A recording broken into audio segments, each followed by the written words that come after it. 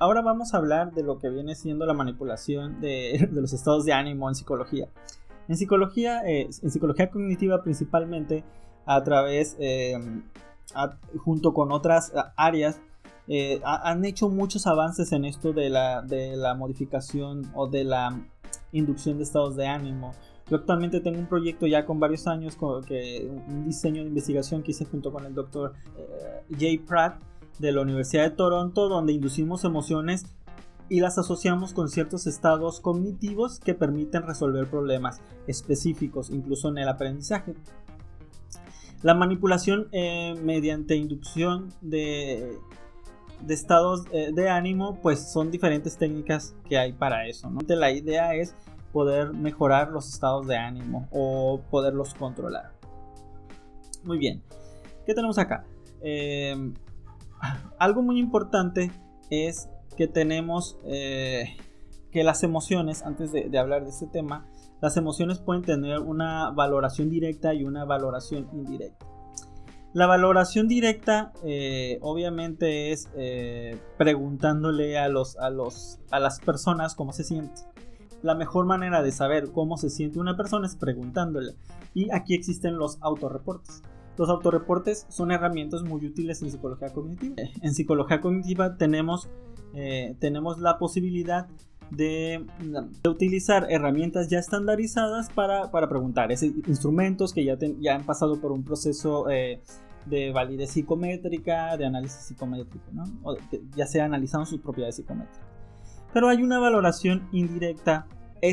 Una valoración indirecta es inhibiendo o estimulando una conducta emocional. Es decir, podemos valorar si algo tiene un efecto en la emoción si nosotros inducimos a esa emoción. Es muy sencillo. Yo te puedo decir, una técnica de hecho es, yo te puedo decir, llevarte por una serie de pensamientos que te recuerden a tu infancia si quiero estimular ciertas emociones. Obviamente primero tendría que saber un poco acerca de tu infancia para saber si eso que me vas a recordar de tu infancia te va a causar alegría. Pero yo lo puedo hacer, puedo asociarlo a un estado muy específico que tú me comentes de tu infancia y llevarte por ahí, ¿no? Muy bien. Y hay otra valoración que es muy importante en psicología cognitiva, porque nos permite tener mediciones muy reales. Tú me puedes decir que eres feliz, pero eso no lo puedo comprobar mediante una valoración fisiológica, difícilmente pudiera aseverarlo. Entonces, una tercera valoración es la valoración fisiológica, ¿ok? Esta principalmente, hay muchas maneras. Una de ellas es porque se ha encontrado asociación en investigación, de hecho en psicología cognitiva mucho, es el ritmo cardíaco, que en realidad no solo el ritmo cardíaco, que son los latidos por minuto, sino que tiene que ver también con el heart rate variability, que sería la variabilidad cardíaca. Es decir, es un cálculo matemático muy sencillo en donde me dice qué tanto varía mi ritmo cardíaco a través de un tiempo determinado. Otra es la respuesta galvánica de la piel, GCR o EDA por sus siglas, y que tiene que ver con el nivel de sudoración que yo tengo. Esto también lo podemos medir, es decir, estamos causando una emoción, y obviamente si esto lo juntamos con otros reportes o con otro tipo de valoración, pues nos puede dar mucho más certeza de las emociones que se están generando. Ahora bien, aquí es muy importante también otras cosas que también se han asociado, como es el movimiento ocular, la pupilometría, es decir, qué tanto se dilata o no la pupila, y también el reconocimiento facial o los movimientos faciales. Entonces tenemos un montón de variedad de elementos y herramientas para ello. Yo, por ejemplo, particularmente en mi laboratorio aquí en la facultad, lo que hago es precisamente inducir emociones, evaluar emociones en procesos de aprendizaje principalmente, y lo hago a través de la valoración fisiológica, en principio, más autorreportes. Y obviamente también preguntándole a las personas, ¿no? Entonces, aquí tenemos como un poco más amarrado, y lo podemos asociar estadísticamente o cualitativamente, pero yo me enfoco más en la cuestión cuantitativa, si estas emociones o estas mediciones están asociadas con eso. Esta valoración fisiológica obviamente va a tener su repercusión directa en lo que es el sistema nervioso autónomo, ¿no? Es decir, no solo es como que un proceso cognitivo que tomo decisiones en base a estas emociones. En psicología cognitiva es como muy importante entender que hay dos cosas que suceden con las emociones. Una, que hay un proceso de las emociones que debido a nuestra evolución podemos manejarlo en un estado metacognitivo o con funciones metacognitivas, que las funciones metacognitivas son más allá de la cognición, no solo es un proceso de pensamiento, por ejemplo, que es una función ejecutiva, sino que también es un proceso de que puedo ver lo que pienso y la estrategia que estuve siguiendo para pensar de esa manera. Eso ya es un proceso metacognitivo que también se puede analizar en las emociones. Y también está esta otra parte del sistema nervioso autónomo en donde yo le voy a decir a mi sistema, en donde yo no le ordeno algo al sistema nervioso autónomo, pero algo va a suceder dependiendo de las emociones, que tiene que ver, por ejemplo, que se ha encontrado mucho la rama simpática y parasimpática. De la parasimpática hay bastante evidencia. Entonces, ¿qué tiene que ver eso? Las emociones están ligadas con la rama simpática, que es dilatación de las pupilas, relajación de bronquios, acelerar o fortalecer el ritmo cardíaco, inhibir actividad intestinal y contraer los vasos sanguíneos. Y en la rama parasimpática, contraer las pupilas, constriñir los bronquios, ralentizar el ritmo cardíaco, estimular la actividad y dilatar los vasos. ¿Qué pasa con esto?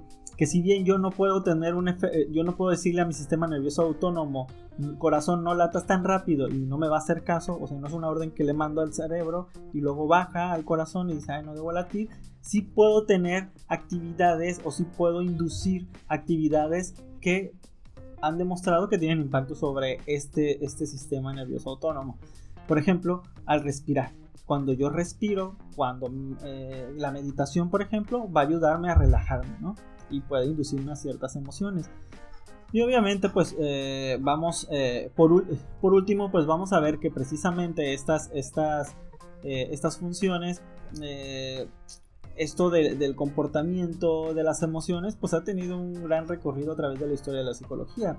Incluso, por ejemplo, el conductismo nos dejó cosas como positivas en cuanto a establecer ciertos parámetros específicos de condicionamiento que también son muy útiles en la actualidad. Obviamente no nos vamos a decir, el conductismo es lo mejor, pero nos dejó cosas importantes metodológicamente hablando, ¿no? Entonces sabemos que podemos condicionar una respuesta a través de generar una serie de estímulos, es decir, estímulos, respuestas. Por ejemplo, ustedes en un animal lo pueden ver. Si el animal cada que por ejemplo, se lame un pie, ustedes le dan un periodicazo y lo hacen constantemente, él en algún momento posiblemente ya deje de hacerlo. Eso es un condicionamiento. Obviamente las personas no podemos hacer eso, ¿no? Y eso ya entra en cuestiones como éticas como tal, pero sí podemos condicionar para poder eliminar ciertas emociones negativas, ¿no? A mí me interesa mucho saber cómo eliminar ciertas actitudes, motivaciones, estados de ánimo, sobre todo emociones, frente a procesos de aprendizaje, y cómo hacer que se eliminen esas emociones y poder lograr precisamente que las personas aprendan y disminuyan esto. Entonces, en conclusión, una parte muy importante sería que las emociones son una reacción corta, o sea, son de reacción corta ante un estímulo. Lo que nos hacen es actuar inmediatamente. Tenemos estados de ánimo que son un poco más difusos y quizá un poco más duraderos a través del tiempo. Tenemos las actitudes, que son ideas muy fijas, muy persistentes a través del tiempo, que tienen una carga afectiva. Y tenemos la motivación, que es una combinación de varias cosas, que incluso hay otro término que va a surgir más allá de la motivación, la autoeficacia, que nos menciona Bandura. Y que esto nos dice que es una idea que nos lleva a una acción específica, ¿no? Y sobre todo que parte de la experiencia. Si yo tuve experiencias previas positivas o negativas, me van a llevar a eso. Y finalmente que las emociones tienen valencia y tienen una arousal, que es una respuesta fisiológica, y tienen una valencia positiva o negativa que nos llevan a activar o desactivar esa emoción. Esto es, en resumen, un montón de cosas que se ven en psicología cognitiva, pero pues es toda una corriente de estudio. Actualmente es muy fuerte el estudio de las emociones en la psicología cognitiva, tanto así que las áreas de ingeniería, las áreas de pedagogía, las áreas clínicas están muy metidas en esto y hay evidencia muy interesante sobre eso. cualquier duda que tengan o si quieren saber más del tema, con gusto pueden preguntarme.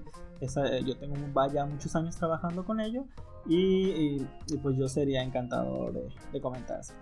Pues bueno, eso sería todo por el momento. Nos vemos en una siguiente sesión. Hasta luego, bye.